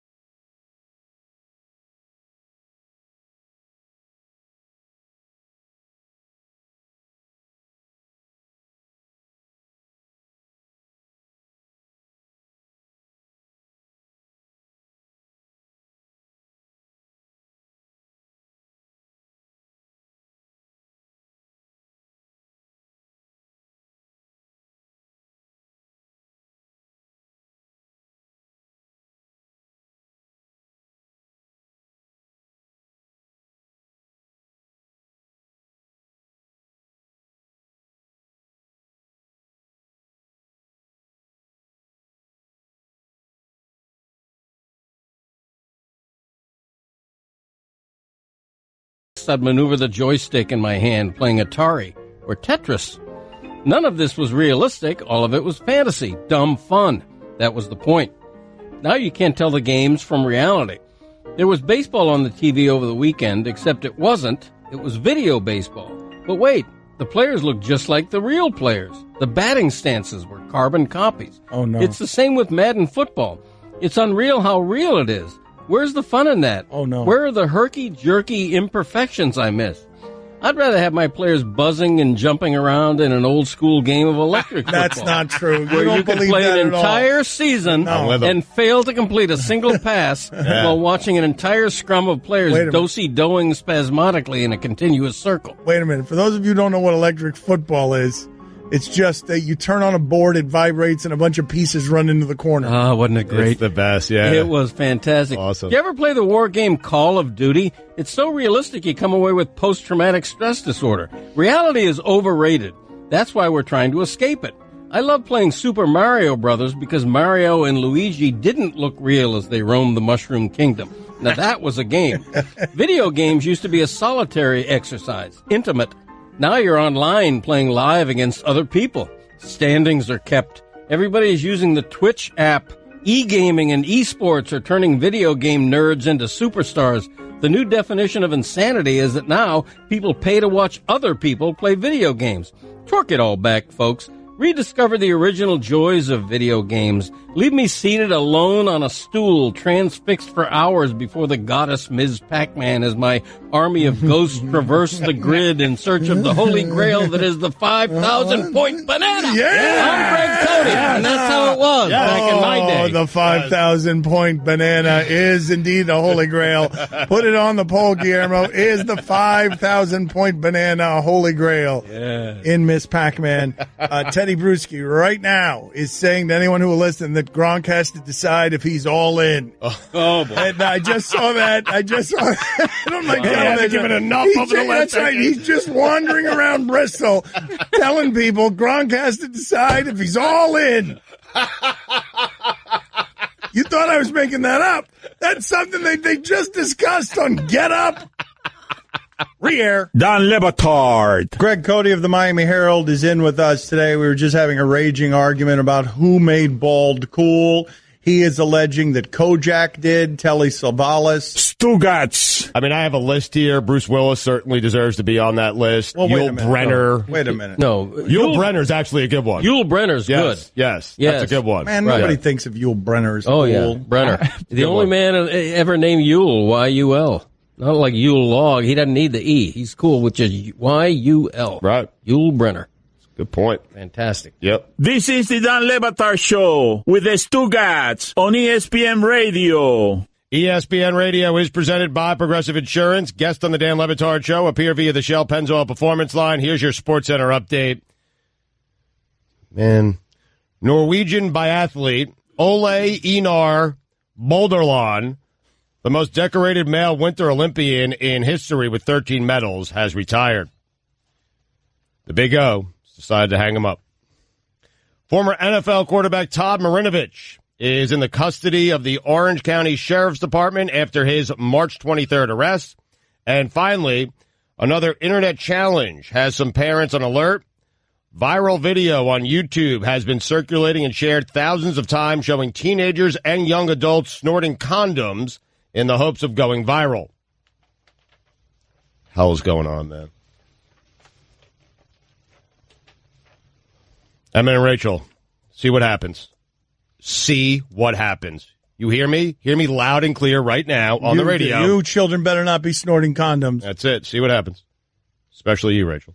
Looking great at your special event or wedding has never been easier than with the blacktux.com. They've got tons of new suits and tuxedos that'll make you stand out for the right reasons. To score $20 off your purchase, visit theblacktux.com/Dan.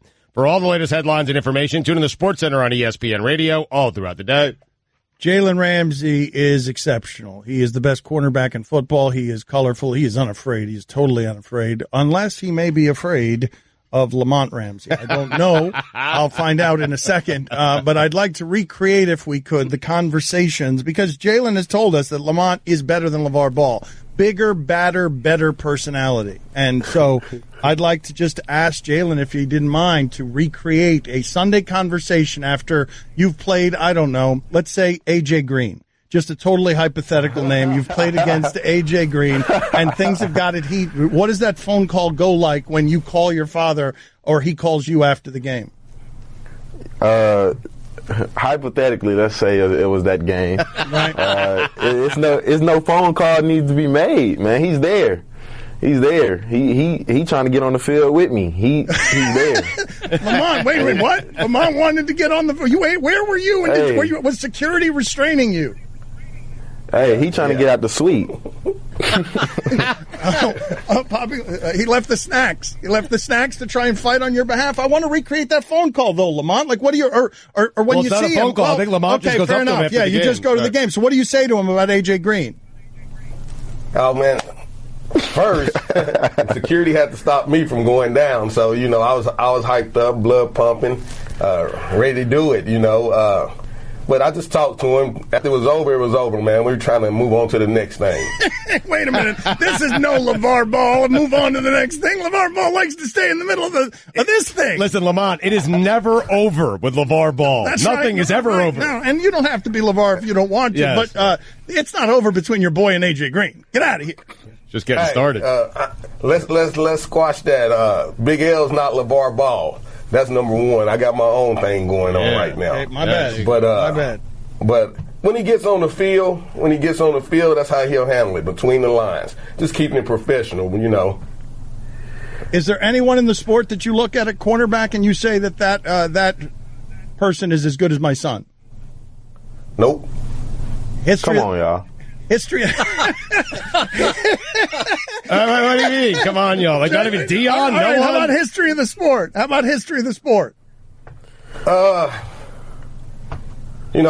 liked back in the day the Minifield, Dixon, the Cleveland corners. Right. They're a little bit smaller than him, but they were dogs. So those are the kind of corners I like.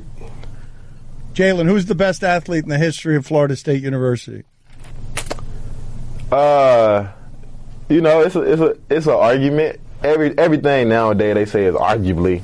But I'm I don't want to argue with you. Sure. I want to ask. I don't think Dion would argue. Yeah, He'd just say Dion. Yeah, I think Dion would just say Dion, and I mean, Dion didn't do very much. Dion wouldn't. I mean, I wouldn't agree with him. So we gonna argue about that because I'm gonna say me.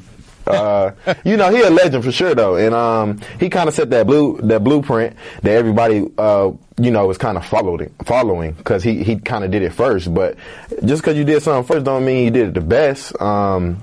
I mean, right now it's you can say that he has done it the best, but I left Florida State too, and I left a mean legacy at Florida State. I won national championship, ACC championships in football, and ACC championships in track. I mean, I got straight gold medals in track as well. So, I mean, if you check what I did at Florida State, and you check what he did, I mean, the only thing he probably really has on me, he played baseball as well. So he did 3 sports in a day type thing. That's something that I didn't do, I couldn't do. So, big ups to him. That's a legend. Much respect to him. But I'm out here to be the best too. Lamont, what's the best story you got for us of Jalen getting into trouble as a kid? Really didn't get in trouble. He's just real active and aggressive.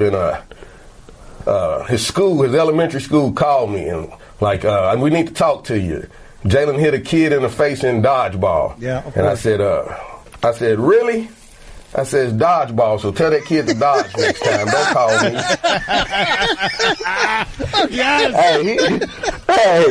He telling you I didn't get in trouble, but that work belt says otherwise.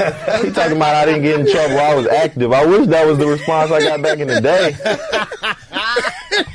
Now because you fight fires for a living, right? You still do that, Lamont. Were you a disciplinarian with him, or was it tough to be a disciplinarian with Jalen?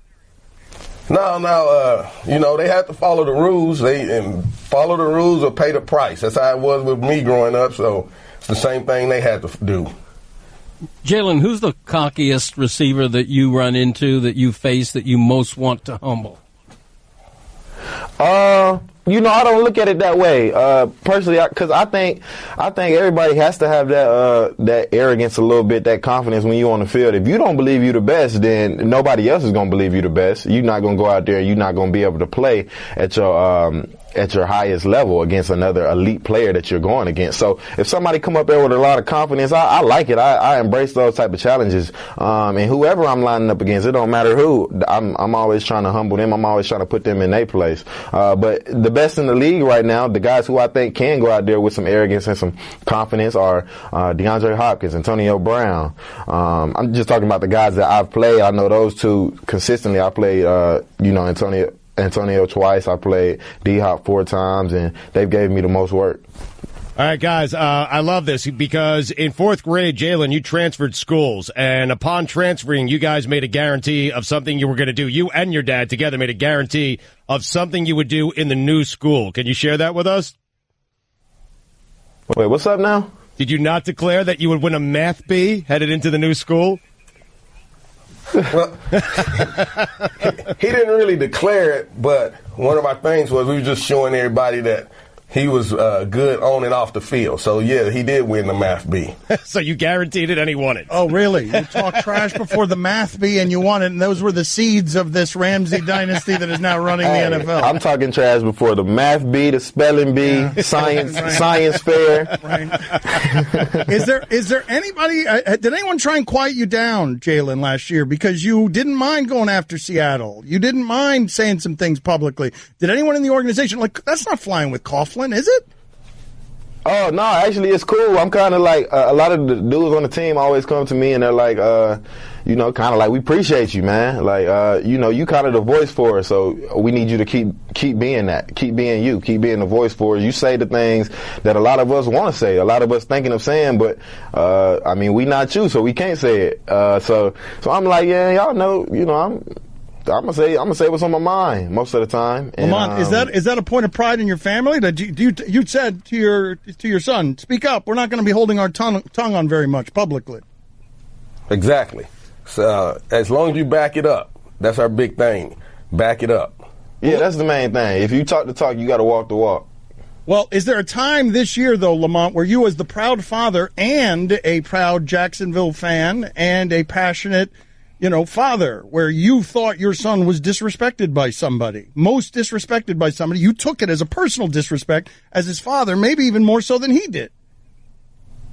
No, not really. Just the fight. That's the only thing. I just didn't agree with that part because I like to keep it between the lines. What happened between the lines, you play within the rules of the game and handle it that way. Did you have Jalen at any point, Jalen Ramsey with us, with his father, Lamont, did you have at any point in the NFL, at any point along the path, 1 day of doubt, 1 day, 1 minute, 1 hour, 1 hour of doubt about what it is that I'll be able to do up here? No, I never had a doubt, ever. That's not how, my dad and my mom raised me, to not have doubt. And I work so hard. I just keep my faith and my belief in God. So I know everything, all my blessings will fall in line.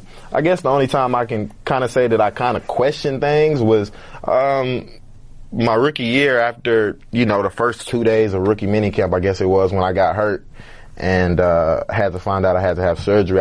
At that moment, I kind of just thought to myself, like, wow, I worked so hard to get here. Finally made it to my dream, and now I'm having to have surgery and just a setback. But other than that, I've never thought, I've never really doubted myself, no. Lamont, do you have a story in his childhood of him having an unreasonable confidence? Being unreasonably confident?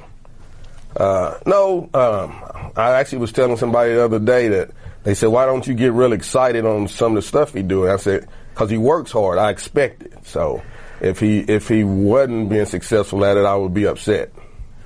All right, Lamont, Chris Sims ranked Blake Bortles the 70th best quarterback in the NFL. I'm asking Lamont this, not Jalen. Lamont, do you agree with that? Oh, no, wait a minute. Oh, no.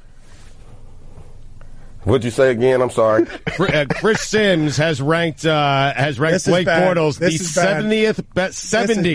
Lamont has called his son after games. This Bortles is killing us. So he has. If only Bortles was as good as you are, we'd be winning the championship. Look at the smile on his face. Yeah, I saw it. I doesn't smile like that very well. He is crushing Bortles in those private conversations. You know it, Ramsey. No, Jalen, stay out of this. I'm asking your dad. Lamont, do you agree with Chris Sims? 70th best quarterback in the NFL, Blake Bortles. Hey, all I'm going to say in my T.O. voice, that's my quarterback. Okay. All right, very good. I want access to those private conversations. Thank you, Jalen and Lamont. Thank you, sir. Hey, appreciate y'all. All right, thank you, guys. It is all about the Benjamins, baby. I can't shut my dad up. You think he's going to be able to, whatever his dad's opinions on Bortles, you think he's going to get it? Nope. Everyone in the neighborhood knew about Bobby.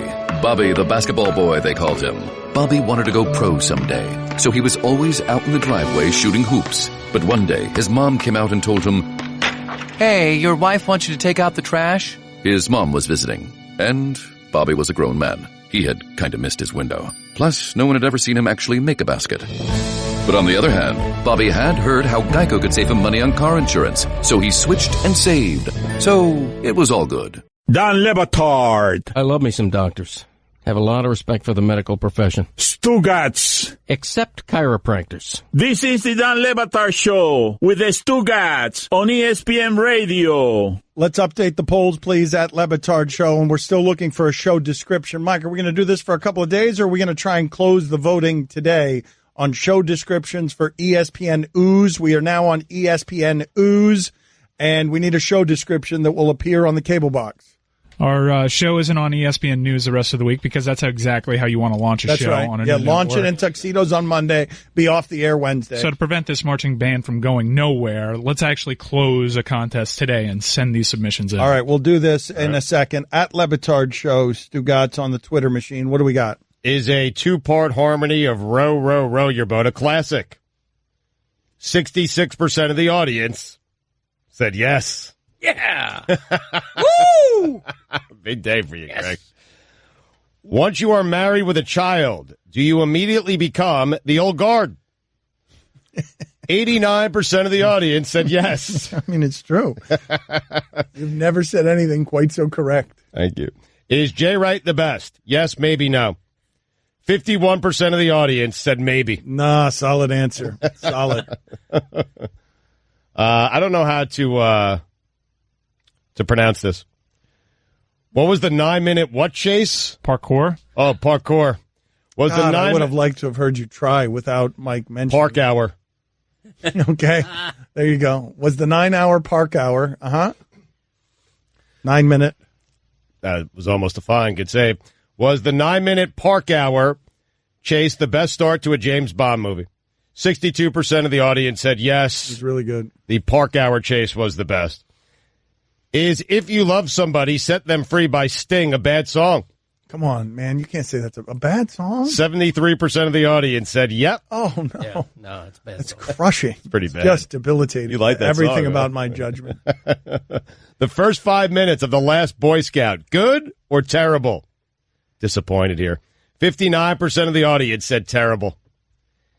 Even if it was written by Shakespeare, could a movie called Blood Fist, be a good movie? 56% of the audience said no. Blood List, also a good movie. Huh? Blood List? I mean, I'm there for Blood List. Is the 5,000-point banana the holy grail in Miss Pac-Man? 90% of the audience said yes. Those are the polls. Dan Lebitard and Stugotz talk about sports. Yes, maybe, no. I like that. I like that one. The Dan Lebitard Show with Stugotz, proudly Miami, impeccably produced, intergalactically stupid. I like the compliment of us. Yeah. Thank you. The Dan Lebitard Show with Stugotz, no debates, just takes, fakes, and mistakes. Bad. Takes, fakes, and mistakes. That's pretty good. Yeah. I'd include takes, fakes, and mistakes in whatever the description is. Avid river rafter Dan Lebitard. Just that. You don't even need to hear anymore. Yeah, that's inside. Just That's avid good, man. river rafter Dan She's gotta be in Lebitard. And king of the hot takes Stugotz aimlessly stumbled through 3 hours of radio and television with an assortment of irrelevant guests and inane games. Occasionally sports. The Dan Lebitard Show with Stugotz, an overweight gas bag and a troll attempt to stay on topic and do as little work as possible. I'm not sure which one's which. Yeah. That's a good one. Which one? Guillermo, put that on the poll. Which one's the fat one and which one's the troll? Because Stugotz is looking puffier. I am. I'm gaining a lot of weight, dude. It's bad. It's Masters Week. No. You've been eating so many peanut M&Ms. Have you been listening? Like your reading has been bad today. Your attention has been bad today. Is it because you're watching this practice round of Mickelson and Tiger? It's unbelievable. I mean, the roars that Tiger is getting, and it is. I mean, I can't imagine the money that's being thrown around here for a practice round because it is Tiger and Freddie Couples taking on Mickelson and Thomas Peters. And I just can't even imagine the money that's going back and forth and just the exchange of words between Tiger and Phil, because I think a lot of people know, Greg, they weren't very close when Tiger was in his prime. Right. But now that Tiger's come back, they're kind of getting a lot closer. Phil has a newfound respect for Tiger Woods. And isn't Freddie Couples known as sort of a wagerer? Like a guy who's and Phil put a few bucks Do you down? guys have a rooting interest in what happens in this Masters? Do you care about what happens one way or the other? I am rooting for Tiger, unabashedly. You want Tiger and Phil in the final pairing? It doesn't matter as long as Tiger wins. This was the Dan Lebitard Show on ESPN Radio. We live in a racist country. It's March, and that means one thing. Basketball, basketball, basketball. Did you know that college players who wear a number 1 jersey dunk the most? Or that juniors block the most shots per minute? Or that teams with cat mascots have caused the most upsets? The NCAA is using Google Cloud to turn more than 60 years of data into insights and answers. Now, you and your business can do the same. Know what your data knows. See how at g.co/March Madness. Google Cloud, the official cloud of the NCAA.